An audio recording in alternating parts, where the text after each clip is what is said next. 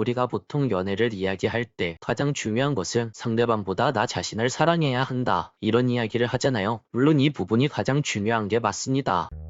영상을 클릭해주셔서 감사합니다. 당신의 연애 길잡이 연애 신호등입니다. 오늘은 남자들이 지켜주고 싶은 여자에 대해서 이야기해보려고 합니다. 남자가 여자와 썸을 탈 때, 혹은 여자가 남자를 좋아할 때 그 남자의 행동을 보고 헷갈리게 생각하는 지점이 많을 때가 있어요. 물론 남자가 별로 마음에 안 들어서 스스로 관계를 마무리 짓는 그런 여성분들도 계시지만, 그 남자가 정말 내 스타일이라서 꼭 한번 사귀어보고 싶은 매력이 있는 남자라서 어떻게 하면 관계를 발전시킬 수 있을까, 이 부분을 고민하는 분들도 꽤 많은 것 같아요. 그 중에 하나가 대표적으로 남성이 보호 본능을 느끼게끔 하는 방법을 생각하시죠. 그래서 오늘은 남자의 보호 본능에 대해서 좀 집중적으로 이야기해보려고 합니다. 사실 남자의 보호 본능은 사람마다 끌리는 지점이 다 달라서 딱 정확하게 이야기하긴 어려워요. 이성에게 끌리는 느낌이라는 게 사람마다 다르잖아요. 남자와 여자가 뭔가 스파크가 튀어야 되고, 그 과정에서 은밀하게 여자분들이 남성에게 의지하고, 그러면서 남자의 보호 본능을 확 자극하는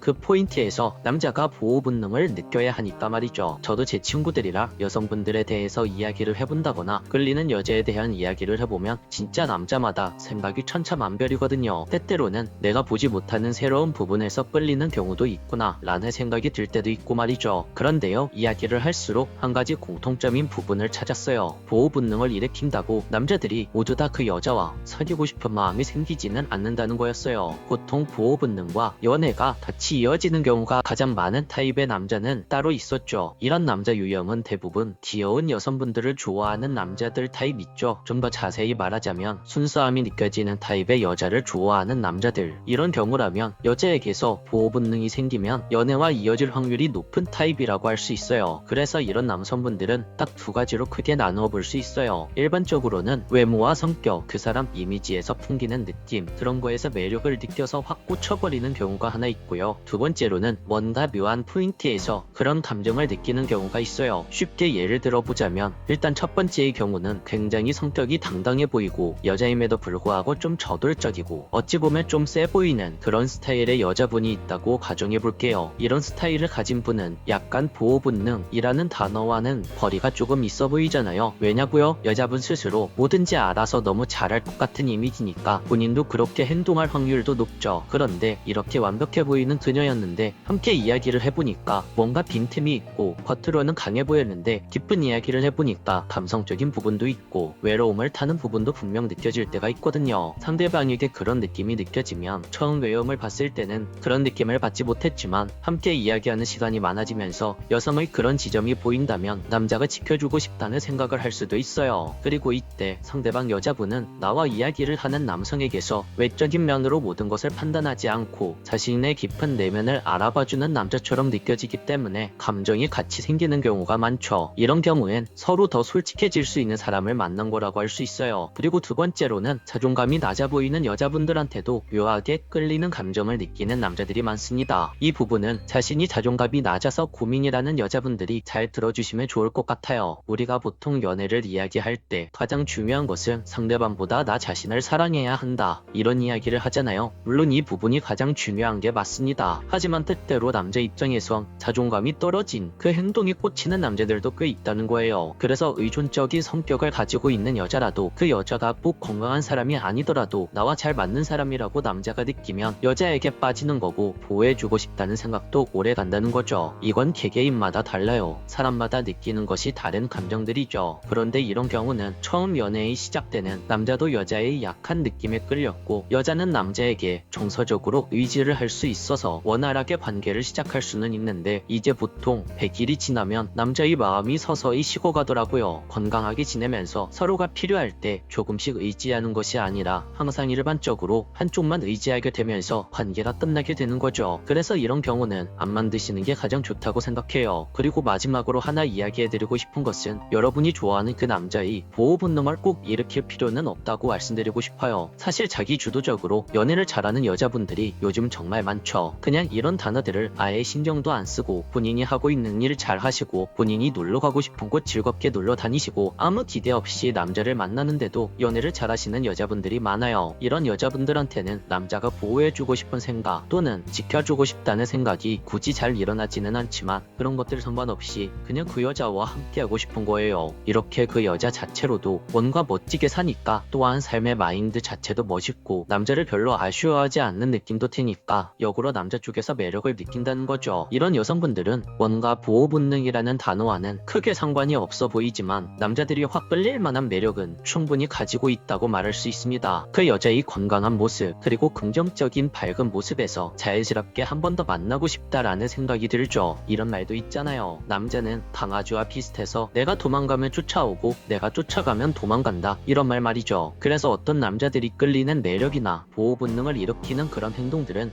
그냥 그 남자의 개인 취향이구나. 저 사람의 사랑 방식은 저런 거구나. 그냥 그렇게 생각하시는 게 좋아요. 만약 여러분들이 나를 중심으로 자기 주도적으로 연애를 하는 방향을 선호하는 사람인데 괜히 남자의 보호 본능을 억지로 자극하려고 할 필요는 없다는 거예요. 아까도 말했지만 그건 개인의 취향에 가까우니까 말이죠. 물론 내 성격과 그런 보호 본능을 일으키는 행동들이 딱 맞아떨어진다면 그렇게 해도 되지만 내 성격과 굳이 맞지 않는데 그렇게 억지로 할 필요는 없다는 거죠. 그래서 이런 것들은 그냥 남자의 개인 취향을 표현하는 소리일 뿐이니 굳이 이런 포인트에 크게 신경을 쓰지 않아도 될 것 같아요. 오늘도 영상을 끝까지 시청해주셔서 감사합니다. 오늘 영상이 도움이 되셨다면 구독과 좋아요, 댓글과 알림 설정 부탁드릴게요. 지금까지 당신의 연애 길잡이 연애신호등이었습니다.